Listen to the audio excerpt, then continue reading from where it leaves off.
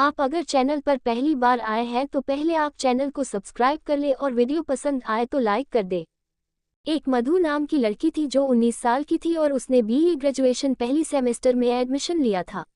मधु एक बहुत ही ज़्यादा सुंदर और सुशील लड़की थी। मधु बिना फालतू में किसी से कोई भी बातचीत नहीं किया करती थी, लेकिन बहुत सारे लड़के उसकी शराफत का बहुत ज़्यादा फ़ायदा उठाते थे और उसे कॉलेज में बहुत ज़्यादा परेशान किया करते थे। एक दिन की बात है, मधु कॉलेज के गेट से कॉलेज अंदर जा ही रही थी कि रास्ते में उसकी सीनियर लोग मिल जाते हैं और मधु को तुरंत ही अपने पास बुला लेते हैं, क्योंकि मधु देखने में काफ़ी ज़्यादा चंचल और सुशील लगती थी देखने में।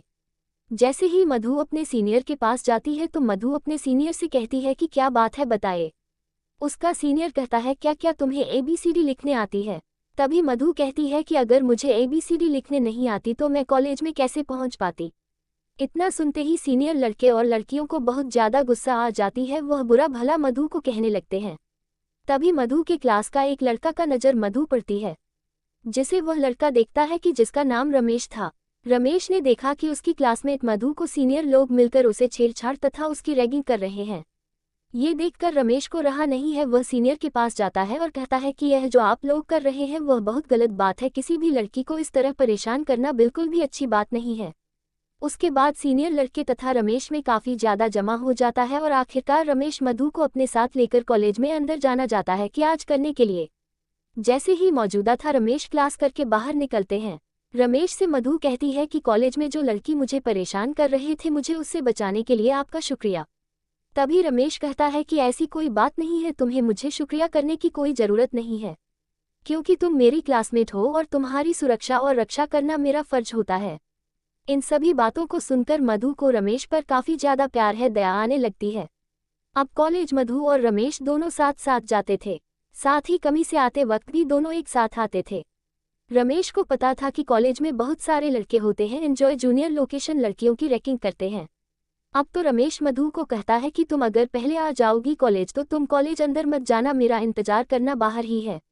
जब मैं कॉलेज जाऊंगा तो मेरे साथ अंदर चलना, फिर उसके बाद किसी को भी कॉलेज के अंदर तुम्हें कुछ भी कहने की हिम्मत नहीं होगी।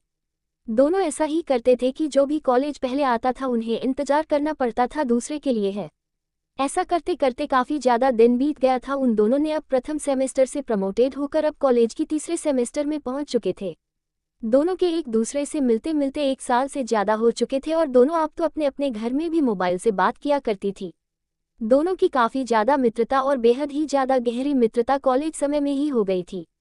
अब हम दोनों मिलकर मुझको ले जाते थे क्लास करने के लिए और कॉलेज दोनों प्रतिदिन आने के कारण दोनों क्लास में अच्छी रेपुटेशन पर पहुंच गए थे।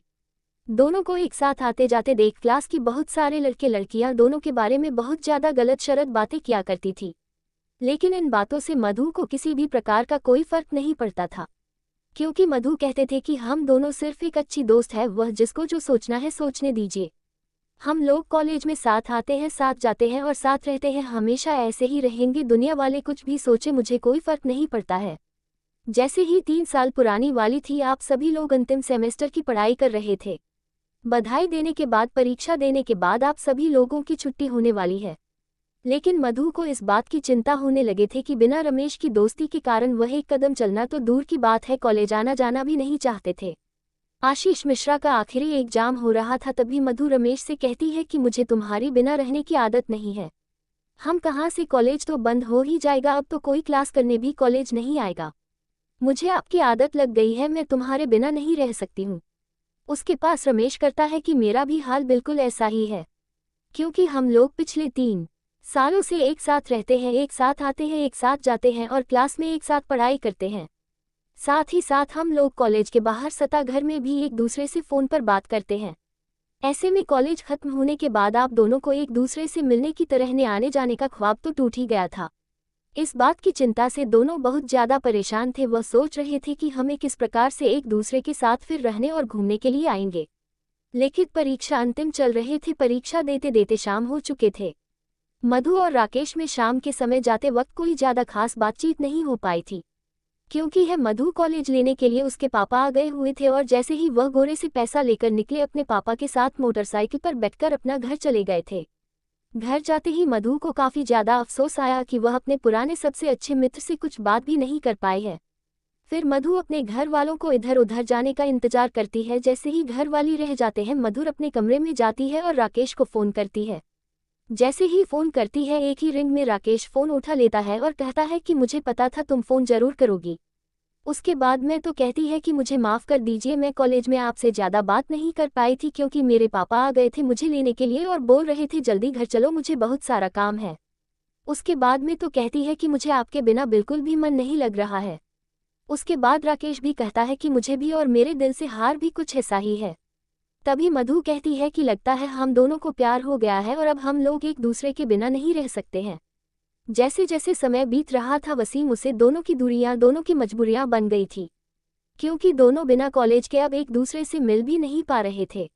अब तो दोनों की व्हाट्सएप कॉलिंग तथा ऑडियो कॉलिंग पर ही ज़्यादा बातचीत होती रही थी। एक समय ऐसा है आपके दोनों 24 घंटा बात किया करते थे, क्योंकि उसके बिना एक मिनट भी दोनों में से किसी का भी मन नहीं लगता था। उसके बाद एक दिन मरोगे दी है कि क्या हम लोग इसी तरह फ़ोन पर ही बातें करते रहेंगे सभी दिन। अभी मधु कहती है कि मेरे घरवाले मेरे शादी के लिए लड़की देख रहे हैं। आगे मधु कहती है कि कुछ भी हो जाए मैं किसी और से शादी बिल्कुल भी नहीं करूंगी, मुझे तो तुम भूल जाना पसंद हो, मैं जब भी शादी करूंगी तुमसे ही करूंगी। एक दिन मधु के माता पिता मधु को अपने पास बुलाती है और कहती है कि देखो बेटा, मैंने तुम्हारे लिए एक लड़का पसंद किया है। ये फाइल में उसकी फ़ोटो है, तुम देखकर बताओ क्या तुम्हारे लिए सही रहेगा।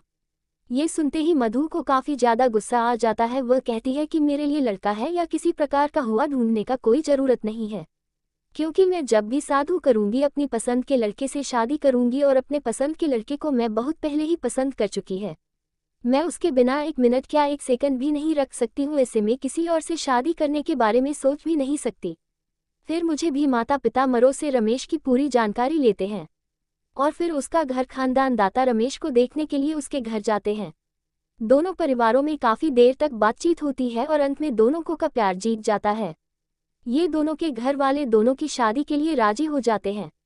हाँ, उसे दोनों मधुर और राकेश बिल्कुल खुशी खुशी अपना जीवन व्यतीत कर रहे थे।